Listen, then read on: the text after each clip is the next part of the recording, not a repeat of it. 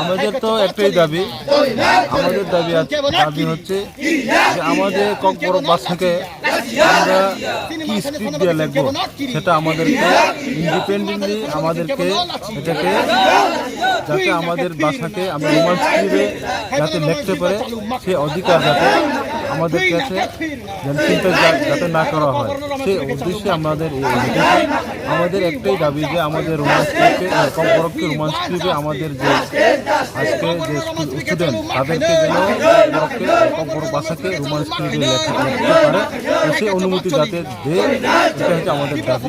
কারণ আমাদের এই দাবি আমি আগেই বলেছি যে আমাদের এই দাবি আজকের নয়, অনেক বছর ধরে আমাদের এই দাবি।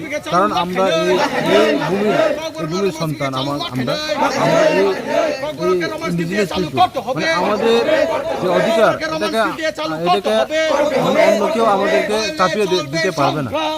আমরা শুনেছি যে কয়েকদিন আগে যে প্রেসিডেন্ট উনি নাকি আমাদের রোমান স্ক্রিপ্টে যদি পরীক্ষায় যদি লেখা হয় তাদের এগেন্সে এফআইআর করা হবে। তো এটা তো কোনোদিন হয় না। আমরা অতদিন ধরে আমরা ককবরককে দাবি করে যে আমরা রোমান স্ক্রিপ্টে লেখলে, রোমান স্ক্রিপ্ট মানে বিদেশি ভাষা না, রোমান স্ক্রিপ্ট মানে এবিসিডি, এটাই তো।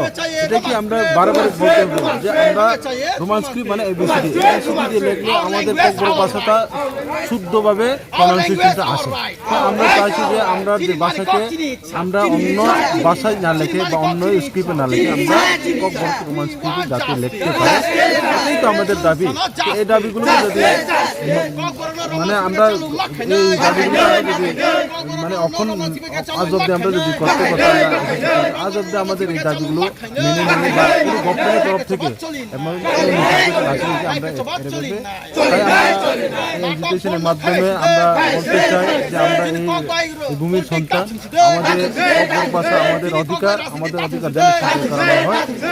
যদি চিন্তাই করা হয় তাহলে আমাদের এই আন্দোলন আমরা চালিয়ে যাব। এই রাস্তা অবরোধ কতক্ষণ পর্যন্ত চলবে? অবরোধটা কতক্ষণ পর্যন্ত চলবে? অবরোধ আমি পরিষ্কার বলেছি না, আমাদের অবরোধ যতক্ষণ পর্যন্ত আমাদেরকে যদি দেওয়া না হয় গভর্নমেন্টের তরফ থেকে ততক্ষণ পর্যন্ত এই এডুকেশন চলবে। আজকে 12 তারিখ আমাদের